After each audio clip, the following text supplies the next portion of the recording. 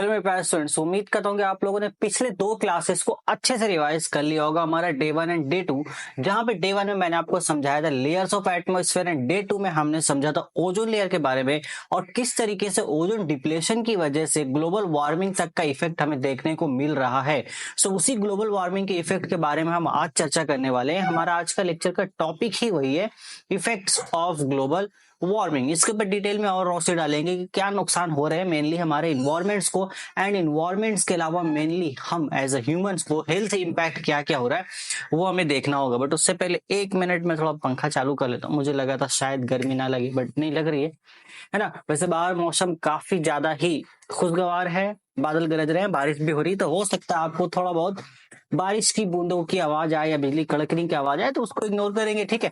वैसे उम्मीद है ना आए, थोड़ा सा मैंने माइक अच्छे सेटिंग किया, बट फिर भी आ ही सकता है। नेचुरल चीज को कौन ही रोक सकता है फिलहाल के लिए।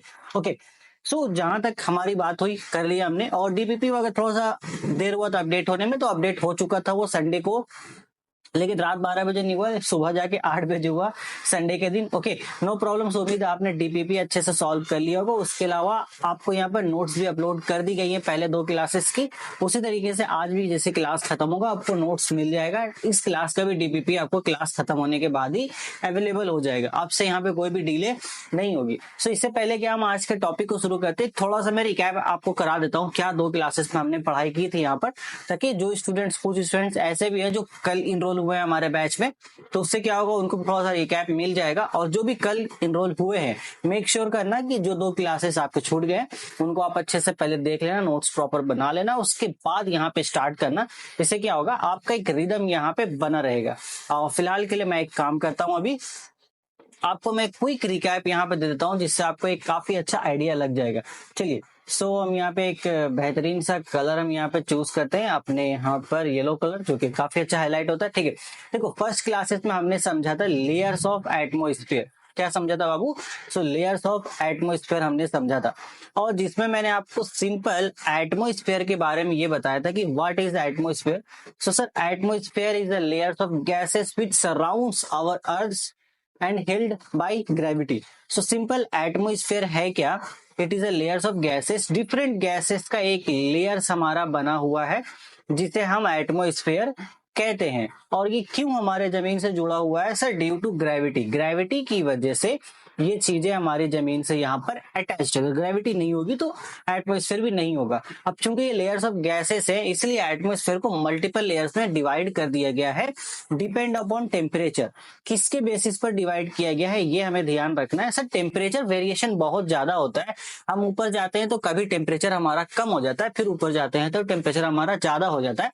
इस वजह से इसको बांट दिया गया है।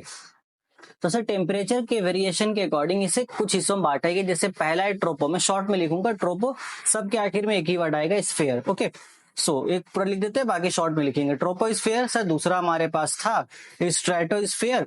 Okay, yes sir. तीसरा हमारे पास क्या था? मेसोस्फीयर। एंड चौथा हमारे पास था सर, क्या था बताओ? थर्मोस्फीयर। और इसी का दूसरा नाम भी है आयोनोस्फीयर, या तो थर्मो बोलेंगे या फिर आयोनो बोलेंगे। 5 नंबर पे सर हमारे पास था एक्सोस्फीयर। ओके, सब में एक इंपॉर्टेंट इवेंट था। जैसे ट्रोपोस्फीयर में क्या था, जितने भी वेदर कंडीशंस थे वो सब यहाँ पर ही हो रहे थे। मौसम का सारा बदलाव, जैसे कि रेन हो गया, ओके, तूफान वगैरह हो गया, साइक्लोन स्टॉर्म्स वगैरह, सभी हमें यहाँ पर ही देखने को मिलेंगे। ऑल वेदर चेंजेस यहाँ पर ही। और यहाँ पे अगर हम जैसे जैसे ऊपर जाते हैं तो जो हमारा टेम्परेचर है वो क्या होता है सर? घटता है। हर 1 किलोमीटर के ऊपर 6.5 डिग्री सेंटीग्रेड टेम्परेचर हमारा क्या हो जाता है? घट जाता है सर, ट्रोपोस्फीयर में। बट स्ट्रेटोस्फीयर में क्या होता है सर? हम स्ट्रेटोस्फीयर में देखते हैं कि किसी भी तरह का कोई भी चेंज यहाँ पर नहीं है।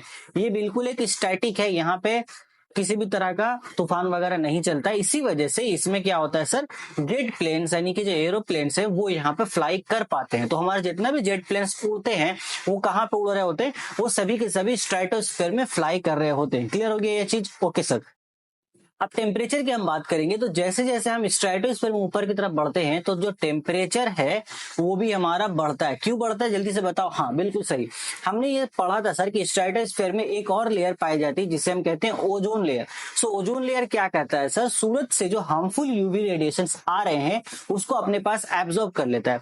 अब चूंकि वो जो हार्मफुल यूवी रेडिएशंस है वो तो सूरज से आ रहे हैं तो वो काफी ज्यादा गर्म है।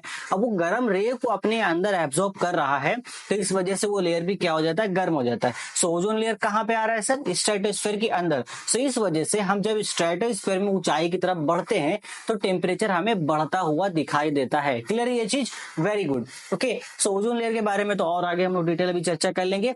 इसके बाद हम मेसोस्फीयर में चलते हैं। तो सब मेसोस्फीयर क्या है, ये कोल्डेस्ट लेयर है पूरा एटमॉस्फेयर का। अगर पूरा एटमॉस्फेयर में सबसे ठंडे लेयर की हम बात करेंगे तो वो कौन है, मेसोस्फीयर। इसकी जो टेम्परेचर है सर आपने बताया था कि 90 डिग्री सेंटीग्रेड से 100 डिग्री सेंटीग्रेड तक होती है ना, -90 डिग्री सेंटीग्रेड से -100 डिग्री सेंटीग्रेड तक। और ये लेयर एक इंपॉर्टेंट रोल प्ले करता है हमारी लाइफ में। वो ये कि जितने भी मीटियोर्स आ रहे होते हैं स्पेस से हमारे जमीन की तरफ, उन सभी मीटियोर्स को ये जला करके राख कर देता है। ओके, आपने क्या बताया था सर, सिंपल आपने ये समझाया था हमें कि जो भी मीटियोर्स आ रहे हैं वो तो आग का गोला बन के आते हैं, काफी ज्यादा गर्म होते हैं। बट जैसे ही वो मेसोस्फीयर में एंटर करेंगे तो मेसोस्फीयर काफी ज्यादा ठंडा है और वो एकदम गर्म है। तो ठंडा गर्म का जो रिएक्शन होगा वो बेसिकली उसको न्यूट्रल कर देगा। तो जो भी यहाँ पे मीटियोर्स होते हैं अगर बहुत छोटे हुए तो जल करके पूरे तरीके से वहां पर एकदम टूट करके बिखर जाते हैं मेसोस्फीयर में। और बहुत ज्यादा अगर बड़े होते हैं तो वो बहुत ज्यादा घिस करके एकदम छोटा सा हिस्सा उसका जमीन के किसी हिस्से पे कभी कभी गिर जाता है। ये चीजें में ध्यान रखनी। इसके बाद सर थर्मोस्फीयर हुआ। ओके, सो यहाँ पे भी टेम्परेचर, मेसोस्फीयर में टेम्परेचर क्या हो रहा था हमारा, जैसे हम ऊपर जा रहे थे घट रहा था। तो ट्रोपोस्फीयर में जाते हैं घटता है, मेसोस्फीयर में जाते हैं घटता है, स्ट्रेटोस्फीयर में बढ़ता है, उसके बाद सभी में टेम्परेचर बढ़ता ही रहता है। थर्मोस्फीयर में आएंगे तो थर्मोस्फीयर में भी सर हमारा क्या होता है, यहाँ पे टेम्परेचर बढ़ता ही है। यहाँ पे एक चीज आपने और बताई थी कि यहाँ पे ऑरोरास पाए जाते हैं। ऑरोरास क्या होता है सर, आपने बताया था कि इसमें क्या है, बहुत ज्यादा टेम्परेचर होने की वजह से यहाँ पे बहुत सारे जो कंपाउंड्स पाए जाते हैं, केमिकल कंपाउंड्स, वो अपने आयन्स में टूट जाते हैं। आयन्स में टूटने का मतलब ये हुआ सर कि प्लस और नेगेटिव चार्ज वो बना देते हैं। अब प्लस और नेगेटिव चार्ज बनाते हैं तो कई बार वो लाइट रेडिएशंस भी इमिट करते हैं। तो कुछ ब्यूटीफुल सा इवेंट इस तरीके का कलरफुल लाइट, वो मैंने दिखाया था इमेज में, आप देखना उसको जा करके, वहां पे जनरेट होते हैं, जो बेसिकली कहाँ पे हो रहे होते, पोल्स वाले एरिया में होते। क्लियर हो गया ये चीज। ओके, एंड ये प्लस और माइनस जो चार्ज यहाँ पे बन रहे हैं सर, ये चार्ज हमें हेल्प करते हैं रेडियो वेव्स को या एक जगह से दूसरी जगह ट्रांसमिट करने में। हमने जो रेडियो बनाया है जमीन पे, उस रेडियो वेव्स को हम यहाँ से दूसरी जगह पहुंचाएंगे तो कैसे पहुंचाएंगे, बीच में एक मीडिएटर होना चाहिए था सर। और ये जो हमारा आयोनोस्फीयर है सर, ये मीडिएटर का काम करता है, क्योंकि यहाँ पे प्लस और माइनस चार्जेस पाए जाते हैं तो ये इजिली यहाँ पर इस चार्ज के थ्रू रेडियो वेव्स को ट्रांसमिट कर देते हैं। तो ये इंपॉर्टेंट बात ये था। एक्सोस्फीयर में हमें चीजों को बस सिंपल ये समझना है कि सर ये एकदम आउटर लेयर पर है, एकदम 10,000 किलोमीटर तक आप बाहर चले जाओ तो आपको एक्सोस्फीयर देखने को मिलेगा। और इसका जो सबसे इंपॉर्टेंट रोल था सर वो था सैटेलाइट के लिए। क्या था सर, सैटेलाइट। तो सैटेलाइट कहाँ पे लॉन्च होता है, वो एक्सोस्फीयर में हमें देखने को मिलता है। सो ये कुल थोड़ा बहुत आपको मैंने, थोड़ा बहुत नहीं पूरा ही मैंने आपको ओवरव्यू बता दिया जितना हमने पढ़ा था कुछ टाइम लेकर के। अब ओजोन लेयर की बात कर लेते हैं, इसको नोट डाउन कर लेना फटाफट अभी वीडियो पॉज करके। ओके, मैं आगे चलता हूँ ओजोन लेयर पे। सो ओजोन लेयर पे हमने बात की थी कि सर ओजोन जो है, ओजोन का तो फॉर्मूला होता है, कहाँ पाया जाता है ये तो आपको पता ही है। हमने देखा था ओजोन का फॉर्मेशन कैसे होता है, तो हमने ये समझा कि सर एक ऑक्सीजन मॉलिक्यूल होता है, ये क्या होता है यहाँ पर फोटो इलेक्ट्रिक इफेक्ट, मतलब जो यूवी रेज आ रहे हैं सन से, जो रेज आता है वो यूवी रेज इसको दो हिस्सों में ये टूट जाता है। O2 जो मॉलिक्यूल था वो ऑक्सीजन आइटम में टूट गया। अब एक ऑक्सीजन आइटम क्या करेगा, अब यहाँ पे एक ऑक्सीजन आइटम एक ऑक्सीजन मॉलिक्यूल से यहाँ पे रिएक्ट करेगा। वर्ड्स को अच्छे से समझेंगे, ठीक है। एक ऑक्सीजन आइटम एक ऑक्सीजन मॉलिक्यूल के साथ यहाँ पर रिएक्ट करके ओजोन यहाँ पर बना लेता है। ये वो फॉर्मेशन। सर इसके अगेंस्ट हमने ये भी समझा था किस तरीके से ओजोन लेयर बर्बाद हो रही है ना। तो ओजोन लेयर बर्बाद होने का सिंपल रीजन हमने ये देखा था कि सर यहाँ पे क्या होता है, एक बार सर कलर चेंज कर लीजिए, थोड़ा डिफरेंट कलर से इसको समझते हैं हम लोग, है ना। ठीक है, इसको हम लोग यहाँ पे व्हाइट कलर ले लेते हैं, ज्यादा अच्छा रहेगा। या फिर एक काम करते हैं लाइट ग्रीन लेते हैं, वो भी ज्यादा अच्छा है। देखो, सो बेसिकली अगर ये ऑक्सीजन और ऑक्सीजन O2 अगर नहीं मिलेगा तो यहाँ पे क्या होगा, ओजोन लेयर नहीं बनेगा। सो हमने देखा था कि सर नाइट्रस ऑक्साइड नाम का प्राणी है हमारे पास, क्लोरोफ्लोरोकार्बन नाम का प्राणी है हमारे पास, फ्लोरीन नाम का भी प्राणी है। ये लोग क्या करते हैं, ये लोग डायरेक्ट इस ऑक्सीजन से, जो कि ऑक्सीजन आइटम है, उसके साथ रिएक्ट करके उसको बांध लेते हैं अपने पास। ठीक है, उसको बांध लेंगे भैया, वो फिर जाके रिएक्शन कराने वो नहीं देगा, तो यहाँ पे ओजोन लेयर हमारा बनेगा नहीं। जब बनेगा नहीं तो और ज्यादा कमजोर हो जाएगा। और दूसरा क्या करते हैं, जैसे नाइट्रस ऑक्साइड था, वो ओजोन गैस के साथ ही रिएक्ट करके यहाँ पे बना देगा भाई नाइट्रोजन डाइऑक्साइड बना देंगे ये। इसके बाद ओके, तो ये हमारा ये N2O होगा। ठीक है, N2O यहाँ पे क्या करेंगे, इसको ऐसा ब्रेक करेंगे, ओके इतना समझ लो, बस ऐसा ब्रेक करेंगे कि ये भैया ऑक्सीजन प्लस O2 में डिवाइड हो जाएगा। पूरा रिएक्शन देख लेना पिछले लेक्चर में, अभी एक्सप्लेन करेंगे तो बहुत ज्यादा टाइम लगेगा। बट ओवरऑल ये करते यही है कि ओजोन गैस को तोड़ करके ऑक्सीजन आइटम और ऑक्सीजन मॉलिक्यूल में ब्रेक कर देते हैं। तो अब ओजोन का गैस बचा ही नहीं, तो जब ओजोन का गैस बचा ही नहीं तो क्या होगा, ओजोन का लेयर यहाँ पे डिप्लेशन में जाएगा, ओजोन लेयर टूट जाएगा। यही चीज मैंने आपको बताया था कि पोल्स के अराउंड, नॉर्थ पोल के अराउंड एक छोटा सा होल हो चुका है ओजोन लेयर पे, जो अभी काफी बड़ा हो चुका है पहले के मुकाबले में। जिससे क्या हो रहा है कि जो अल्ट्रावायलेट, हार्मफुल जो अल्ट्रावायलेट रेज है वो डायरेक्टली जमीन पे पहुंच रहा है। उससे क्या क्या इफेक्ट्स हो रहा है मैंने आपको बताया था, उसको देख लेना एक बार, क्विक ओवरव्यू। स्किन डिसीजेस हो रहे हैं, कैटरेक्ट जैसी बीमारियां हो रही है, इम्यून सिस्टम हमारा कमजोर हो रहा है, एंड इवन उसी की वजह से यहाँ पर ग्रीन हाउस इफेक्ट हमें देखने को मिल रहा है, ग्लोबल वार्मिंग जैसी प्रॉब्लम हमारी हो रही है। अब चलो फटाफट हम आज के टॉपिक पे आते हैं। सो ग्लोबल वार्मिंग क्या था, इसको भी एक छोटा सा रिकैप में दे देता हूँ। हमने आपको सिंपल ये बताया कि यहाँ पे कुछ ऐसे ग्रीन हाउस गैसेस पाए जाते हैं, जस्ट फॉर एग्जाम्पल मीथेन हो गया, हमारे पास क्लोरोफ्लोरोकार्बन हो गया। ये क्या करते हैं, जो सूरज से जो रेज आ रहे हैं, जो गर्म रेज आ रहे हैं, उनको अपने अंदर एब्जॉर्ब कर लेते हैं, और आहिस्ता आहिस्ता यही चीज एब्जॉर्ब हो करके हमारे अर्थ का एटमॉस्फेयर बढ़ाते हैं। क्योंकि वो गर्म रेज लेकर के आए थे, बट इन गैसेस ने उनको अपने पास रख लिया और उनको वापस जाने नहीं दिया, जिस वजह से ओवरऑल हमारा अर्थ का टेम्परेचर बढ़ गया। और इसी इफेक्ट को हम सिंपल भाषा में कहते हैं ग्लोबल वार्मिंग। अब चूंकि टेम्परेचर हमारे अर्थ का बढ़ रहा है नॉर्मल देन यूजुअल, जितना होना चाहिए उससे ज्यादा नहीं है। जस्ट इमेजिन करो, तुम्हारे रूम का टेम्परेचर नॉर्मल यहाँ पर 25 से 30 डिग्री के बीच में होना चाहिए। अगर वो नहीं है, उससे कम होगा तो आपको ठंड महसूस होगी, उससे ज्यादा होगा तो आपको गर्मी महसूस होगी। तो यहाँ पर ज्यादा बढ़ता ही जा रहा है दिन ब दिन टेम्परेचर, 30 से 35, 40, 50, 60 इस तरीके से बढ़ रहा है। तो उस रूम में रहना आपके लिए मुश्किल एकदम हो जाएगा, आपको पॉसिबल नहीं होगा कि उस रूम में आप सर्वाइव कर पाओ। ठीक उसी तरीके से हमारे अर्थ का यहाँ पे हाल हो रहा है। तो उसकी वजह से क्या क्या इन्वायरमेंटल इंपैक्ट्स हो रहे हैं इतना टेम्परेचर राइज होने से, आइए उसको एक एक करके समझते हैं। देखो सबसे पहले तो राइजिंग टेम्परेचर की जब हम बात करते हैं, the Earth's average surface temperature has increased, leading to more frequent and severe heat waves। तो गर्म लहरें यहाँ पर हमारी चल रही हैं पूरे जमीन के अक्रॉस, मतलब पूरे अर्थ के अराउंड बहुत ज्यादा गर्म लहरें चल रही हैं, जिसको आप नॉर्मली लू के नाम से भी समझ सकते हैं। लू एक किस्म का गर्म हवा ही है, जो भाई अगर आपको लगता है वो इतनी ज्यादा गर्म होती है कि बदन में आपका इम्यून सिस्टम वो कमजोर करने की सलाहियत रखती है, एंड इवन एक झटके में आपके बदन का पानी सोखने की सलाहियत रखती है अगर आप काफी ज्यादा उस लू के संपर्क में आ जाते हैं तो। ये प्रॉब्लम है। दूसरी बात, जब टेम्परेचर बढ़ रहा है, ऐसा जो ठंडी चीजें वो तो पिघलने लगेगी, तो मेल्टिंग आइस कैप्स, यहाँ पे एक दूसरा प्रॉब्लम हो रहा है। सो पोलर आइस जो है, यानी कि पोलर साइड पे, नॉर्थ पोल साउथ पोल पे, इस तरीके के जो बड़े बड़े, जो इसको आइसबर्ग बोलते हैं, जो बहुत बड़े बड़े बर्फ के टुकड़े होते हैं ना, उसको हम लोग कहते हैं प्यार से आइसबर्ग। ओके, तो ये जो सर आइसबर्ग है, ये तो पिघल रहे हैं सर, क्योंकि टेम्परेचर बहुत बढ़ रहा है। अब जब ये पिघल रहा है सर, ये तो पानी बन रहा है, तो पानी बन रहा है तो जा कहाँ रहा है, कहीं ना कहीं तो स्टोर हो रहा होगा। तो अल्टीमेटली स्टोर तो उस समंदर पे ही हो रहा है।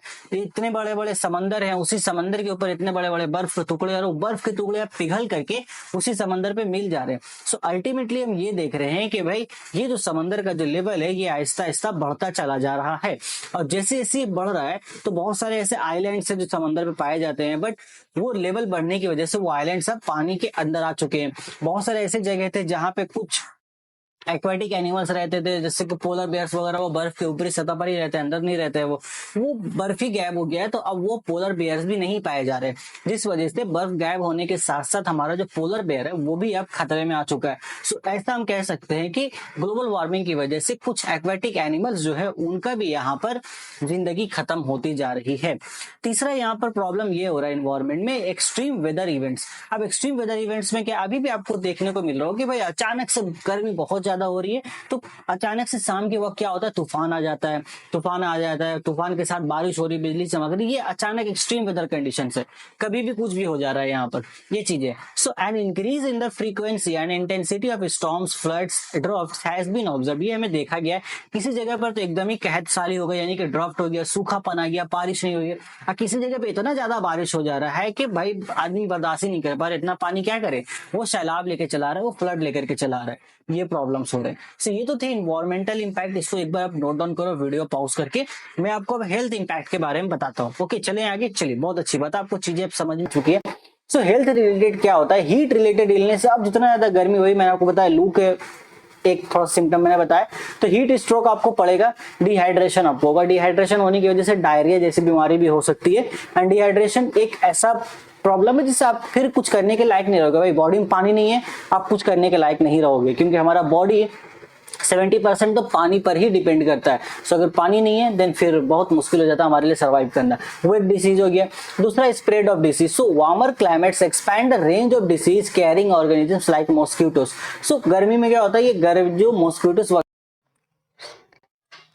सो स्टूडेंट्स फिलहाल लाइट चला गया, कोई बात नहीं, हम लोग बिना लाइट के ही करेंगे, बट लाइट जाने की वजह से थोड़ा सा आपको लाइट की कमी महसूस हो सकती है, मतलब रोशनी के आसपास, क्योंकि सामने जो एक लाइट था वो बंद हो गया, इलेक्ट्रिसिटी नहीं है, साइड का भी बंद हो चुका है। सो फिलहाल हो सकता है थोड़ा डार्कनेस आपको मेरे चेहरे पे फील हो, बट स्क्रीन पे जो चीज आपको दिख रही है उस पर डार्कनेस आपको फील नहीं होगी। सो फिलहाल हम उस पर ही फोकस करेंगे। तो जैसा मैंने आपको दो चीजें बता दी, तो गर्मी में क्या होता है कि मैक्सिमम ये जो चीजें होती हैं जो डिसीज फैलाते हैं बहुत ज्यादा, जैसे कि हमारे मच्छर का क्या होता है, मच्छर के जो यहाँ पे पंख होते हैं या उनके जो पैर होते हैं वो उनमें बहुत सारी चीजों को वो कैरी करते हैं, तो गर्मी इनको और ज्यादा बढ़ावा देती है भाई, और ज्यादा सपोर्ट देती है कि तू जा और जाके फैला यहाँ बीमारी। दूसरी बात रेस्पिरेटरी इशू, यानी कि सांस लेने में क्या प्रॉब्लम होती है वो समझो।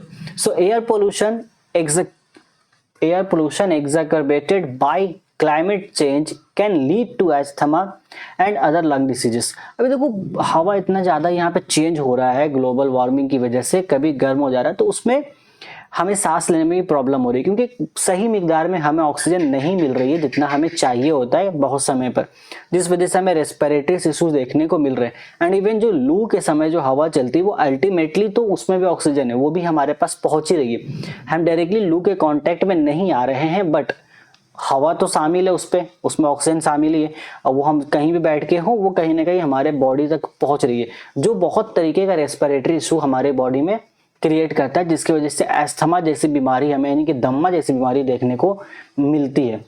सो उम्मीद है ये दो इम्पैक्ट आपको समझ में आ गए होंगे। अब मैं आगे चलता हूँ यहाँ पर। ओके, तो ये एक और चीज हमने स्लाइड बनाया आपके लिए, इसमें दोनों को एक साथ हमने लिख दिया, इसको आप नोट डाउन कर सकते हैं। इन्वायरमेंटल इम्पैक्ट एक तरफ है, दूसरी तरफ हेल्थ इम्पैक्ट, इतना याद रखना है और ज्यादा याद नहीं रखना है, और ये चीजें आपको हेल्प करेंगी ज्योग्राफी में भी, वहां पे भी ये टॉपिक फिर रिपीट होता है। सो नेक्स्ट टॉपिक हमारा है preventive measures, daily life solution. So sir हम किस तरीके से बच सकते हैं ओवरऑल, क्योंकि प्रॉब्लम तो बहुत ज्यादा बढ़ी आपने बता दिया, तो क्या सॉल्यूशन इसका हो सकता है, हम अपने लेवल पे क्या कर सकते हैं। सो एनर्जी कंजर्वेशन हमें यहाँ पे करना होगा, क्योंकि ग्लोबल वार्मिंग बढ़ने के पीछे जो गैसेस का हमने नाम बताया CFC, वो हमारा जो एलईडी बल्ब होता है उस एलईडी बल्ब से वो गैस रिलीज होता है, जो एलईडी ट्यूबलाइट से वहां से भी ये गैसेस रिलीज होते हैं। सो हमें एनर्जी कंजर्व करना होगा, use energy sufficient of lights and LED bulbs वगैरह, turn off lights and electronics when not insulate homes to reduce heating and cooling needs. Okay, so जब इस्तेमाल नहीं है बंद कर दो, फ्रीज वगैरह हम लोग चलाते रहते हैं कंटिन्यूसली क्योंकि यूज होता है, बट जब यूज नहीं है बंद कर दो, क्योंकि वो जितना ज्यादा यूज होंगे वो CFC जैसे गैस रिलीज करेंगे जो ग्लोबल वार्मिंग को और ज्यादा बढ़ाते हैं। दूसरा हम यहाँ पे सस्टेनेबल ट्रांसपोर्ट की तरफ जा सकते हैं, क्योंकि जितने ज्यादा व्हीकल्स यहाँ पे चलेंगे उतना ही ज्यादा वो गैस रिलीज होने वाला है, कार्बन डाइऑक्साइड रिलीज होगा, नाइट्रस ऑक्साइड रिलीज होगा व्हीकल से, हमारा आपको पता ही है व्हीकल से जो धुआं निकलता है, तो उससे ग्लोबल वार्मिंग और बढ़ेगी। हम जितना ज्यादा उसको कम करेंगे, क्योंकि एक बस में बहुत सारे लोग एट अ टाइम ट्रैवल कर सकते हैं आसानी से, अगर अच्छे से ट्रांसपोर्ट सिस्टम यहाँ पे अच्छा हो तो, अपने पर्सनल गाड़ी को छोड़ करके, तो ये एक तरीका हो सकता है। यहाँ पर आगे हम देखेंगे अगर, तो पार्ट 2 में यहाँ पर है वेस्ट रिडक्शन। थोड़ा सा वेस्ट रिडक्शन करो, recycle paper, plastic, glass, compost, organic waste हो गया, अवॉइड सिंगल यूज प्लास्टिक वैसा। तो मेनली प्लास्टिक को थोड़ा सा इग्नोर करना है, क्योंकि प्लास्टिक भी हमें ग्लोबल वार्मिंग पे इफेक्ट देने में सहायता देती है। पार्ट 2 में डाइटरी चॉइसेस, अब खाने पीने के बाद reduce consumption of meat and dairy products. So meat and dairy products को थोड़ा सा कंजम्पशन अगर कम करेंगे उससे भी ग्लोबल वार्मिंग कम हो सकता है। Choose locally sourced and seasonal food, जो सीजन में फूड्स अवेलेबल हो रहे हैं उनको लीजिए ज़्यादातर। जो अनसीजन मतलब बहुत बार ऐसा होता है कि आम का सीजन नहीं है बट आम फिर भी मिल रहा है, तो उस टाइम पे उन चीज़ों को खाने से इग्नोर कीजिए, क्योंकि वो कहीं ना कहीं कुछ ऐसे मेथड से बनाया जा रहा है जो कि ग्लोबल वार्मिंग पे आपका इफेक्ट डाल रहा है। उसके बाद वाटर कंजर्वेशन, तो पानी कंजर्व करना बहुत जरूरी है। लीक्स को फिक्स कीजिए, promptly use water saving fixers, collect rain water for gardening वगैरह। ये कुछ प्रिवेंटिव मेजर्स है जिसके थ्रू हम कर सकते हैं। इसके अलावा कुछ और भी हैं जो हम आगे चलेंगे, और यहाँ से अब चैप्टर का वो पार्ट शुरू होता है जो बहुत ही ज्यादा बेहतरीन है। तो आगे चलते, ठीक है। वैसे मुझे बस इतना ही पढ़ाना था आज की क्लास में, बट चूंकि कल हमने क्लास मिस कर दिया था जिस वजह से मैं आज और टॉपिक आपको पढ़ाऊंगा जो कि है रैशनल यूज ऑफ एनर्जी। आगे चलते, ठीक है। इतना नोट कर लिया आपने, ओके, वेरी गुड।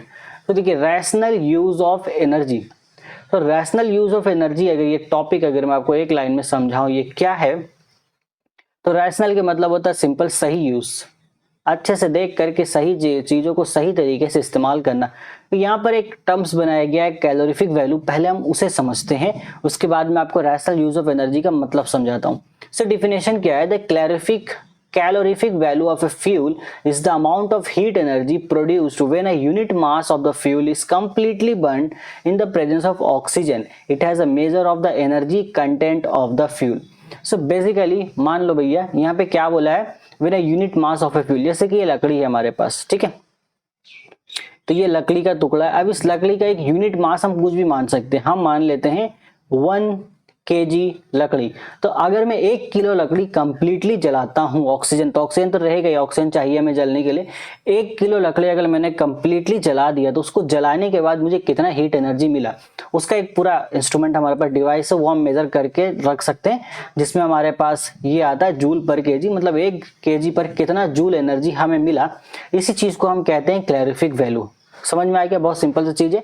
कुछ भी अब ले लो, लकड़ी यहाँ पे ले लो, लकड़ी के अलावा हम और कुछ भी जैसे कोयला भी ले सकते हैं, ओके, कोई मीथेन गैस भी ले सकते हैं। मीथेन गैस भी हमारे जल करके खाना बनता ही है, जो गैस एलपीजी आता है उसमें मीथेन गैस होता है। तो इस तरह की और भी बहुत सारी चीजें हमारे पास हैं जिसका यूज करके हम यहाँ पर ये पता लगा लेंगे उसका कैलोरीफिक वैल्यू क्या है। अब जैसे हमने लकड़ी जलाया, 1 kg लकड़ी हमने जलाई, हमने कैलकुलेट किया कि भाई मान लो मैं रैंडम वैल्यू बता रहा हूँ, ठीक है, ये रियल नहीं, मान लो 20 जूल हमें मिली। तो अगर मैं 1 kg लकड़ी जलाऊंगा तो मुझे 20 जूल एनर्जी मिलेगी। अब चूंकि 20 जूल एनर्जी मुझे मिली तो मैं यहाँ से ये अंदाजा लगा सकता हूँ कि ये 20 जूल एनर्जी कितने देर तक काम कर सकती है। इसके अकॉर्डिंग क्या होता है कि हम रैशनल यूज कर सकते हैं, मतलब सही से यूज कर सकते हैं एनर्जी को। क्योंकि हमें अगर पहले से पता होगा कि हाँ मैं इतना केजी अगर चीज को जला रहा हूँ लकड़ी को, तो मुझे इतने देर तक मैं खाना उसमें पका सकता हूँ, तो मैं लिमिटेड क्वांटिटी में चीजों को मैं इस्तेमाल करूंगा। और जब हमें पता ही नहीं होता तो हम रैंडमली बस एक जगह पर वही लकड़ी को जला दिया, हमने पता चला कि हमारा काम हो चुका है, उसके बाद भी लकड़ी वहां पे जल रही है। क्यों? क्योंकि हमने पहले से पता ही नहीं लगाया था कि हमारे जो इतना देर हमें जो खाना पकाना है उसमें हमें कितना किलो लकड़ी चाहिए होगा, क्योंकि हमने यहाँ पर कैलोरीफिक वैल्यू की यूज नहीं किया। तो अब फिलहाल हम बैठे बैठे तो कैलोरीफिक वैल्यू निकाल नहीं सकते, क्योंकि उतने इंस्ट्रूमेंट डिवाइस एक नॉर्मल पर्सन के पास तो नहीं होता, भाई हमारे पास नहीं है। सो हम क्या करेंगे, हम यहाँ पे ये चार्ट यूज करेंगे जो हमें सिंपल बताता है। जैसे कि देखो काउ डंग यानी कि जो गोबर जो होता है गाय का और भैंस का, इसका जो कैलोरीफिक वैल्यू देखो 8000 किलो जूल पर केजी, मतलब 1 kg अगर आप जलाओगे गोबर का इस्तेमाल करोगे, गोबर गैस जिसको हम बोलते भी है, सो वही वहां से आपको 8000 किलो जूल यहाँ मिलेगा। उस तरीके से एक लकड़ी की हम बात करें तो 22000 किलो जूल आपको यहाँ मिलने वाला है सिर्फ 1 kg को जलाने से। अब ये 22000 किलो जूल आप ऐसा मान लो कि लगभग आप आधे घंटे से 1 घंटे तक का आपका ये काम निकाल देगा, या 30 से 45 मिनट। तो अगर हमें ये पता है कि भाई मुझे 4 घंटे तक लकड़ी जला करके खाना बनाना है, जैसे कि नॉर्मली जो बड़े बड़े जो डेक्स होते हैं, जो दावत वगैरह होते हैं, खाना उन पे जो बनता है वो लकड़ी जला करके ही बनता है। इसलिए वो कहते हैं कि 4 किलो लगेगा, 5 किलो लगेगा, है ना, ये 10 किलो 20 किलो इस तरीके से वो बोलते हैं, क्योंकि उनको पता है कि भाई खाना तो मेरे को बनाना है अगला 5-6 घंटे तक। ठीक है, सिंपल है। 1 किलो में अगर वो 22000 किलो जो लग रहा है तो ये मुश्किल से 30 मिनट चलेगा। तो उसके अकॉर्डिंग अगर मुझे 5 घंटे तक चलना है तो मुझे अल्टीमेटली यहाँ पे 5-6 किलो की जरूरत पड़ जाएगी। इस तरीके से हम यहाँ पे पता लगा देते हैं। बट वो जो बावर्ची वो तो खैर उनका अपना पर्सनल एक्सपीरियंस है, वो यहाँ पर बहुत समय से काम कर रहे हैं, उनको पता है, बट हम ऐसा पता लगा सकते हैं। सेम इसी तरीके से बाकी सबका भी दिया गया है, इन सभी चीज को आपको याद रखना होगा। जैसे कैरोसिन का देख लो, तो कैरोसिन ऑयल का भी हम लोग इस्तेमाल करते आए हैं 45,000 किलो जूल। अब एक चीज यहाँ नोट करने की, higher calorific value indicates a more efficient fuel, मतलब जितना ज्यादा कैलोरीफिक वैल्यू होगा उतना ही ज्यादा अच्छे से, उतना ही ज्यादा देर तक वो काम करेगा। तो सबसे कम कैलोरीफिक वैल्यू किसका है भाई? गैस, गोबर गैस, उसके बाद लकड़ी, तो ये लोग थोड़ा सा कम देर जलेगा। लेकिन मीथेन का देख लो, मीथेन गैस जो कि हमारा पाया जाता है किसमें? सो मीथेन गैस हमारे पाया जा रहा है भैया एलपीजी सिलेंडर में उधर रखा है, इसलिए मैं उस तरफ उंगली कर रहा हूँ फिलहाल के लिए। सो ये 55,000 आपको दे रहा है, तो बहुत ज्यादा देर तक ये चलेगा। इसलिए 14 केजी का जो सिलेंडर हमारे पास आता है ना, 14 केजी जो गैस होता है वो काफी समय तक चल जाता है। सो उम्मीद करता हूँ आपको एक बहुत बेहतरीन तरीके से कैलोरीफिक गैस का जो कंसेप्ट मैंने बताया वो आपको समझ आ गया होगा। ठीक है, सो अब हम चलते हैं इसके आगे का टॉपिक पर। It means conservation of fossil fuels, क्योंकि फॉसिल फ्यूल्स को भी हम लोग एकदम बेधड़ल्ले से इस्तेमाल कर रहे हैं, मतलब मत बोलो। मतलब एक ऐसा होता है ना कि इंसान को भाई बस कुछ मिल जाना चाहिए, कुछ मिल गया फ्री फोकट का, उसके बाद वो उसको इतना ही ज्यादा इस्तेमाल कर लेता है बिना किसी लिमिटेशन का, या ये फिर ये सोचे हुए कि भाई ये आगे बचेगा भी कि नहीं बचेगा, खत्म कर देते हैं हम लोग। इंपॉर्टेंस बहुत ज्यादा, देखो इंपॉर्टेंस में क्या है कि fossil fuels like coal, petroleum and natural gases है नॉन रिन्यूएबल सोर्स, ये सब नॉन रिन्यूएबल सोर्स है, एक बार खत्म हुआ दोबारा नहीं आएगा। कोयला बहुत हद तक खत्म हो चुका है हमारी दुनिया से, लकड़ी तो हम खत्म कर ही रहे हैं पेड़ काट के, पेट्रोलियम गैस भी पता नहीं कब तक चलेगी। सो इन लोगों का एक्सेसिव यूज अगर हम करेंगे तो ये खत्म हो जाएगा, फिर आगे आने वाले जनरेशन को नहीं बचेगा। सो इसके लिए क्या करना, avoid unnecessary use of fuels, avoid unnecessary use of fuel switching off energetic, तो अननेसेसरी यूज बंद करो। उसके अलावा सोलर एनर्जी का भी हम यूज कर सकते हैं, आगे देखेंगे क्या अल्टरनेटिव सोर्सेज भी हमारे पास है। मेथड्स ऑफ कंजर्वेशन की हम बात करेंगे।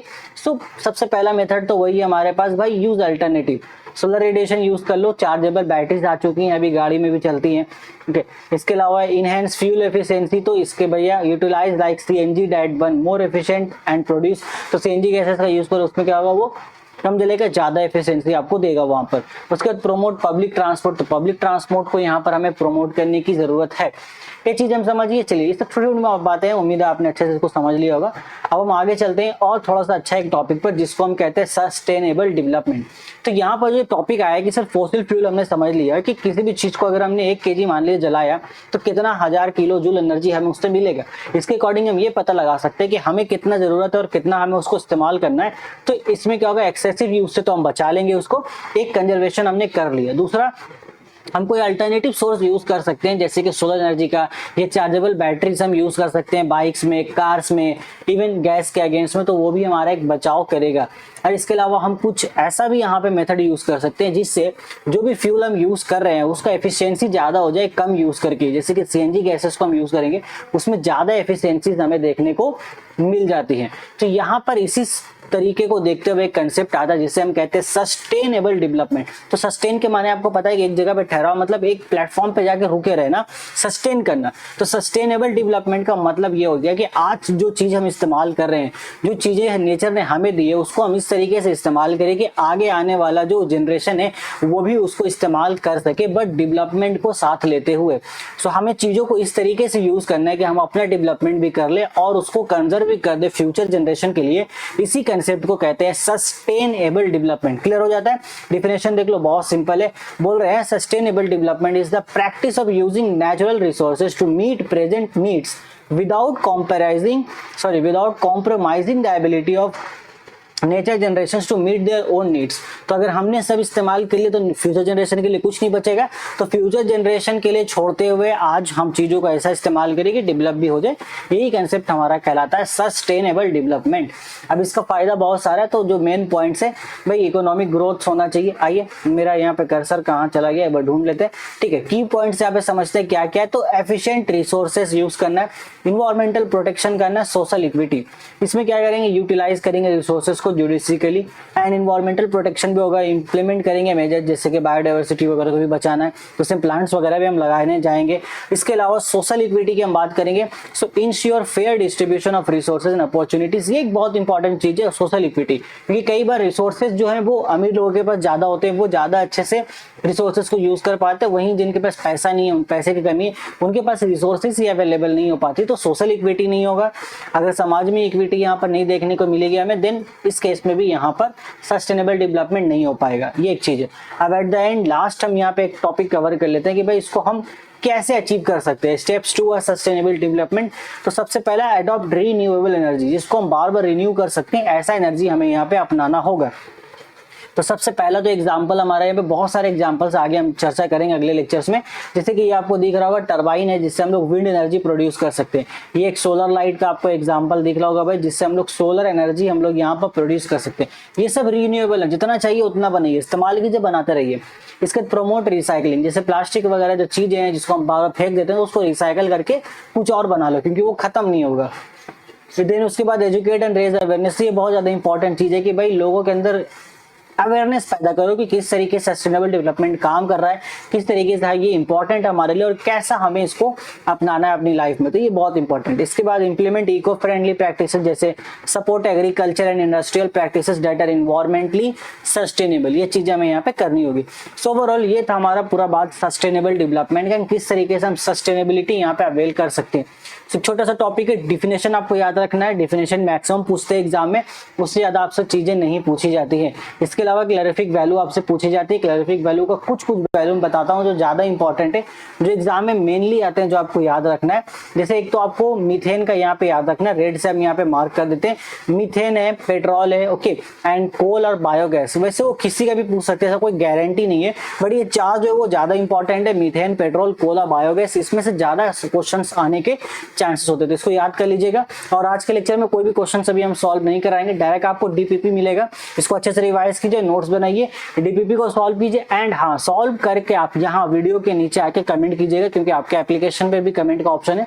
तो कमेंट कीजिएगा नीचे आकर के कि भाई आपको सारा सॉल्व हुआ कि नहीं हुआ। अगर कमेंट का ऑप्शन नहीं दिख रहा है तो एक चैट सेक्शन मैंने बना रखा है इस पर्टिकुलर बैच के लिए, जाके चैट पे अपना वहां पे लिखिए कि हाँ सर सब सॉल्व हो गया, नहीं हुआ अपडेट कीजिए, आपको वहां पे सॉल्यूशंस प्रोवाइड कर दिया जाएगा। सो फिलहाल फिजिक्स क्लास हमारा यहाँ खत्म होता है, फटाफट इसको आप भी खत्म कीजिए। इसके बाद हमारा नेक्स्ट लेक्चर अभी जो शुरू होगा वो हिस्ट्री का होगा, तो इसके बाद मैं आपको फटाफट फिर हिस्ट्री पढ़ाता हूँ। तब तक आप इसको अच्छे से रिवाइज करते रहिएगा, अच्छे से प्रिपेयर कीजिए भाई अपनी मैथमेटिक्स प्रिपरेशन के लिए। तब तक take care till end good bye, all the best for mathematics preparation.